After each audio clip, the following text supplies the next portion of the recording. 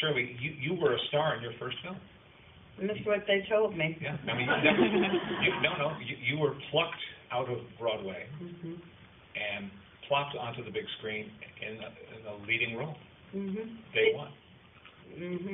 Hitchcock had come to, well, actually his production manager had come to see me in a pajama game. I was on for the star. She had a broken ankle and I was replacing her. A lot of funny things about that, but never mind. And he was there, this production manager, and went back and told Hitch, and I went to visit Hitchcock at the Waldorf Astoria, and he was delightful, funny, cruel, cynical, and extremely kind of comedically demanding. And then he asked me to read with Mildred Dunnick, Mildred Natwick, Teddy Gwynn, remember them? And John Forsythe. And Teddy Gwynn being Edmund Gwenn, who we all know as Kris Kringle in Miracle on 34th Street, and who's so great in that film with Harry. Yeah. And I didn't know how to act. I could hardly read the script. I was a dancer. Anyway, I sort of played myself or whatever. And at the end of this reading with all the wonderful actors, me playing it like that, Hitch said, "You know, my dear, you have the guts of a bank robber." And he hired me. Good instinct. First day on the set, he said, "Genuine chopper, old girl, genuine chopper." I didn't know what that meant, so I turned to John Forsythe, "What does this mean?" He said, "Well, you have to think of a synonym for genuine. Real. A synonym for chopper. Axe. Put them together. Relax." And that's how he directed. He didn't say much to actors, but he would use this kind of Cockney way of toying with your confidence or whatever he thought it was. And the only other thing he said to me was before one particular line, "dog's feet." This is like Cockney rhyming slang, right? Right. Dog's feet. Pause. And a picture confidence. Get his direction.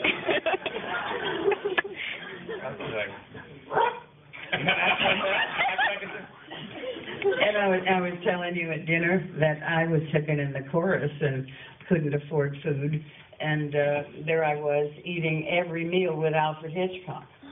I mean, that's eating. And the head of the studio called me and said, "Do you want a career or not? Because you've gained 15 pounds. You're sitting on this side of the table, and when we turn around, we didn't even know it's you."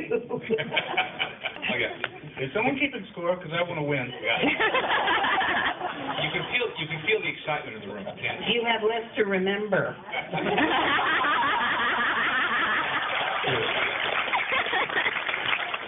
Is so remarkable in the way it balances or juggles, I don't know what the right word is, comedy and drama. Yeah. Back and forth, back and forth. You know, do you remember Bosley Crowther's New York Times review of that movie? He said MacLaine, Lemon, and Wilder don't know whether they're making a comedy or a drama. And it was not a good review. And then the audience found it. And then they did a rebuttal. Shows you how much the Times believes in it. So. I remember, I'll tell you a story. I came out of the first screening of The Apartment, and it was at some little screening room here in town. And I left before the lights went up, and I walked out of the door, and there, up against kind of a bar, because they were serving food and drinks, was a woman, a blonde, swathed in a white mink coat. I walked over to her just to talk about the coat. "You were so wonderful in that movie. You were just brilliant." She opened the coat and she had nothing on. Marilyn.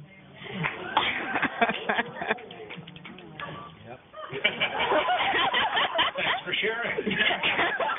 That's why I forgot the first line. And Dustin was real frustrated by the whole working without the rest of the cast. I didn't really mind.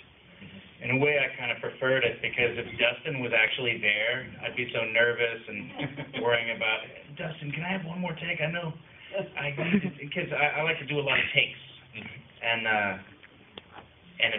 if no one else is there, it's easy to be a diva because you're the only one there. But you did get to work with him a little bit, right? I did a little bit on the first one. Yeah, me and Dustin had to do the chopstick training sequence together because there's a lot of back and forth and overlap, and the directors thought that it would benefit from that in-person intensity. Did you feel it? Yeah, it was good. Good. And I remember he said he came over and he said, Jack, why don't you try whispering? It's just whisper. Gave me the whisper technique. And I did. It was cool. I was just trying to think about what it would be like to be too thin. I feel your pain. But, I'm just so hungry all the time. The Big Bear? Is that the Big Bear? It was nothing. It was snowing. The stores were closed. I just get so much pleasure out of eating. It's wrong. Food is like sex, and it's just too good. Yeah. It shouldn't be that good. But I just want a French pizza cheeseburger. Sweet, sexy thing. Oh my God. Oh, the way it feels and tastes when it goes down to my nummy mouth, and my belly. It's just pure joy. It's more than joy. It's pleasure. It really is a drug. I really am addicted to that. Yeah, it is for a lot of people. That yummy, yummy joy. I'm gonna break it though. I'll beat it. Not a matter of beating it. It's living with it. No, I know. I want to be kick-ass skinny one time though. One time. Because I know if I was, I'd be dancing around here like an elf. All the powers of the elf world. Do you really want the powers of the elf? Yes. I will harness them. And I realized later he's a Mormon. He's a no. I knew at the time. I knew at the time he was a Mormon. I didn't. That sentence didn't come out.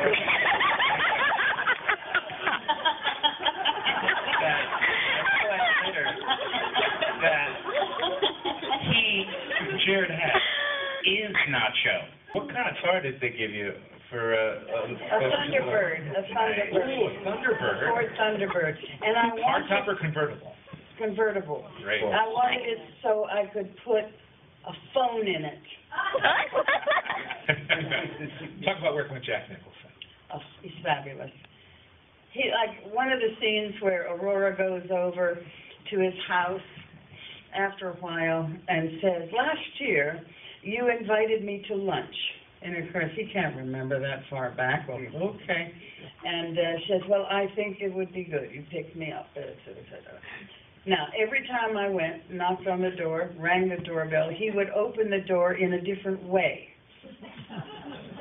He opened the door once dressed, as though he was having a fitting. We did like 10 or 15 takes because Jim Brooks, director, loved to see what Jack would do. Another time, he opened the door in boxer shorts. Another time, he opened the door with a hooker. I don't know where he got her. He did. And another time, he opened the door stark raving nude. And I said, well, we'll go next year. So how was our journey? That's your favorite part of that, wasn't My it? favorite thing in the whole entire universe is that Shirley MacLaine was flashed by Marilyn Monroe. Right. Wearing a mink. And only a mink. White. A white mink. Only a white mink. I need to get out more. Because that's It's like you taking Alphabet to the Emerald City. That's what it's